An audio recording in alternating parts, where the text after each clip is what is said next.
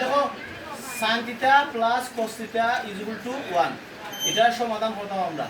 এখন এটার তো আর কিছু করা যাবে না, তাইলে আমরা উভয় পক্ষের বর্গ করব বা sin sin theta plus cos cos theta is equal to 1 আছে।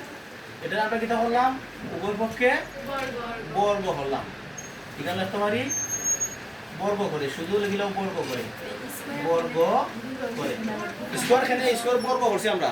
এটা যদি আমি এ ধরি, এটা যদি ধরি a plus b whole square আর এটা 1 স্কয়ার। এটার সূত্র যদি আমরা বর্গের সূত্র প্রয়োগ করি তাহলে a স্কয়ার হবে না, মানে sin স্কয়ার থিটা প্লাস সূত্র কিটা 2 a কিটা sin থিটা b কিটা cos theta. a square plus 2ab plus কি হইব b স্কয়ার মানে কিটা cos square theta is equal to 1 square একে 1। এখন দেখো আমরা আরেকটা সূত্র জানি, sin square theta plus cos square theta is equal to কত হয় 1।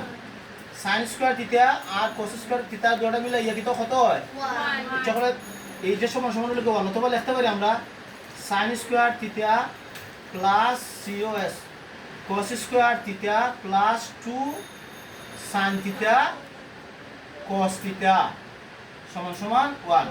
আমরা জানি sin square theta plus cos square theta is equal to 1। এটা আমরা কিটা লিখলাম, এটা 1 লিখলাম, ও প্লাসের জন্য প্লাস দিলাম, 2 বদলা 2 দিলাম sin theta into cos theta is equal to 1। আমরা জানি এই 1টা প্লাসের আছে, এদিকে কি লিখব মাইনাসের হয়ে যায়। আমরা যদি এদিকে না মাইনাস নিয়ে কত হইব 0 হইব না, বা 2 sin theta into cos theta. এটা দেখো দেখাইবার দরকার নাই, এটা ওদিকে গিয়া 1 - 1 ইজ ইকুয়াল টু কি হইলো 0 হইলো। তাইলে আমরা কিটা দাঁড়াইলো2 sin theta into cos theta is equal to 0। এখন এটা যে এদিকে যাচ্ছে 2 0 রে ভাগ দেও তো কত বাড়াইবো ভাগফল ওইও 0 good cos theta is equal to 0। এই 2টা কই গেছে বুঝছনি, এই 2টা ও 0 রে ভাগ করছি, 2 দি 0 রে ভাগ করে ভাগফল 0 বাড়ায়।